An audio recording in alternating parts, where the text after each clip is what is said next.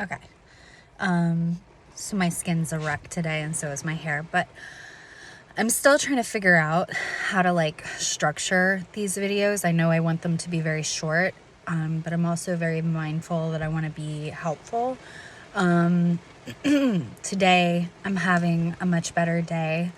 And I guess I should mention we're like a week away from my daughter being 6 months, which supposedly is supposed to be another one of those like bumps where it gets, no one wants to say easier, but I don't know, more enjoyable or something like that. I'm feeling good today, I think in part because I've gotten out, and we might be going to a friend, her child's birthday party today. And yeah, my husband and I have also discussed the possibility of at some point, maybe after she's like a year or something, using a babysitter from time to time. I recognize that I'm in a super privileged position. I work from home, and my husband is able to take care of her.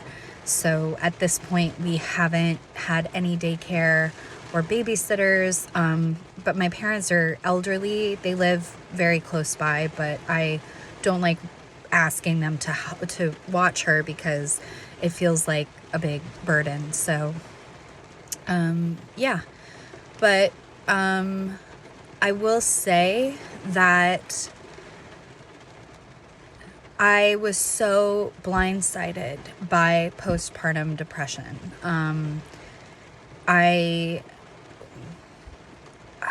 I was just so relieved to finally have her.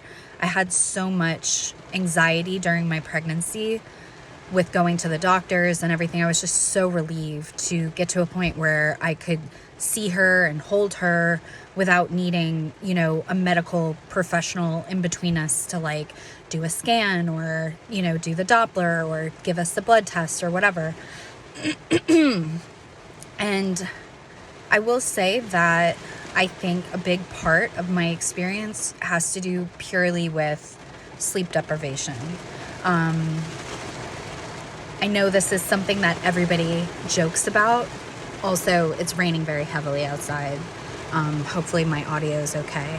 Everybody's like, yeah, you'll never sleep again, ha ha ha. Yeah, not sleeping for prolonged periods of time.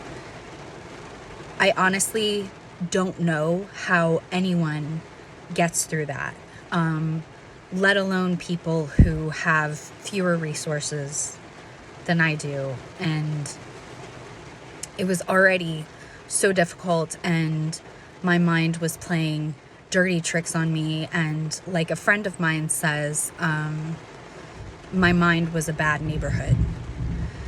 So, I don't know, I guess I'm just kind of ranting today. I'm not really providing solutions.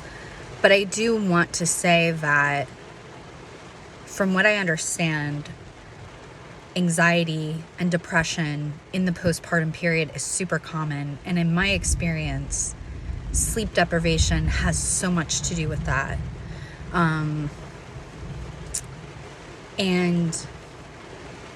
I don't know, I really feel for any caretaker going through that, and particularly mothers, because that's what I am. And, you know, I will say, I think I'm going to do a subsequent video outlining everything that was helpful to me. But I guess today it's just to get some things off my chest and to say that today is a better day, and I'm really grateful for that.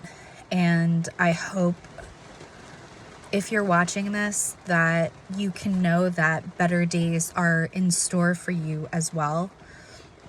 And it has a lot less to do with your circumstances, meaning I kept thinking, you know, oh, if we had more money, if we had a sitter all the time, this and that, then I would feel better. And then you read that, you know, celebrities have postpartum depression, and friends of mine that have family help take care of their kids still have postpartum depression. And basically everything in my head that made me think this is why I have it, I know people who have that thing that I want, whether it's care from the family, more money, whatever, and they still had it. So, and something that none of us had, though, I think, is like adequate sleep.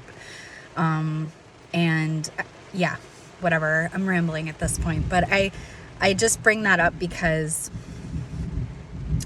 like, the same way, I don't know, like, lack of sleep can convince you of crazy things, I guess is what I mean. Like, it can convince you that your problems are unfixable, that your situation is permanent, that it'll always be like this, it will always suck, it'll never get better.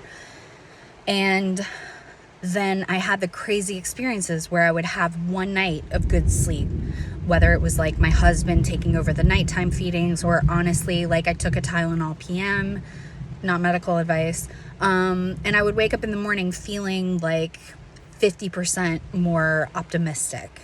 And I had to note that because nothing had changed about my circumstances. I was simply better rested. So yeah, I guess that's the point of this video is sleep deprivation is like foggy, looking through like foggy goggles, and just know that what you're seeing in that state is not reality. If it's looking bad and murky and, dire, it's not real. Yeah, I hope that helps.